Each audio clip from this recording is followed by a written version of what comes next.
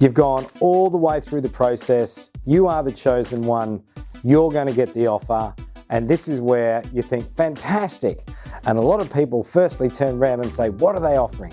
And they look at the salary, right? This is where I'm going to emphasize to you, you need to chunk this down and understand everything that is being offered to you. If it's a very simple role, it might just be an hourly rate with superannuation on the top. And if that's the case, you need to find out things like the hours that you're going to work, what the expectations are as far as overtime payments are concerned, or working on the weekends and stuff like that. But that's going to be asked for.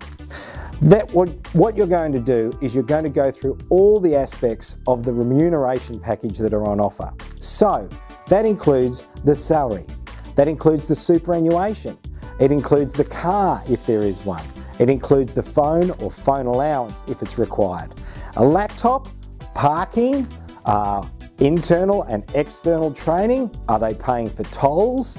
Are they paying for any of your professional membership fees if you're required for them? So there's a whole package that comes with this that you've got to investigate. So let's start off with the basics. Superannuation in Australia is 9.5% of your base salary. That's what you're going to get for your superannuation. Sometimes they pay a bit more, but there's not many companies that do that these days. If the package does come with a vehicle or a vehicle allowance, please ask for a copy of the company's vehicle policy. There has been a myriad of changes between different companies, and what you think might be common or logical might not be the case with that company. Companies will have no two-door car policies. They'll have no four-wheel drive policies. They'll have policies where you can't take your car, this is a bit strange, you can't take your car away with you on leave, or you can't take the car more than a certain number of kilometres from their head office. So please, make sure you get the policy and make sure you read it.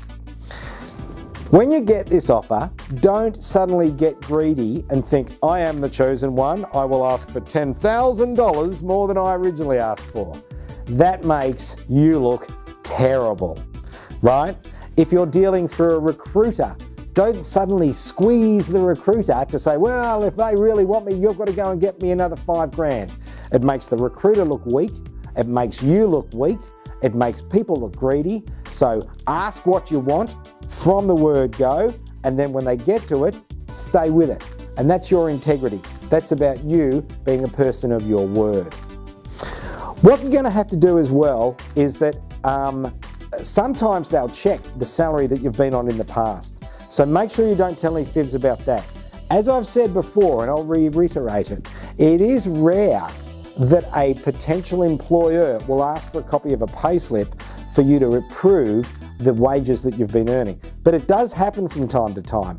And on a couple of occasions, it's ended up in an absolute travesty because the person's had to basically say, oh, well, look, to tell you the truth now, I was lying about all that. And that's terrible.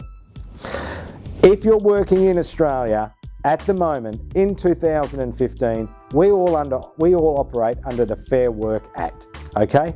So that means that you're going to get 4 weeks holiday, you're going to get 10 days sick leave, you're going to get 10 days public holiday, you're going to get 2 days bereavement leave if you like it, and the way that that accrues is all done by law. So please, don't think that you can negotiate that with your employer.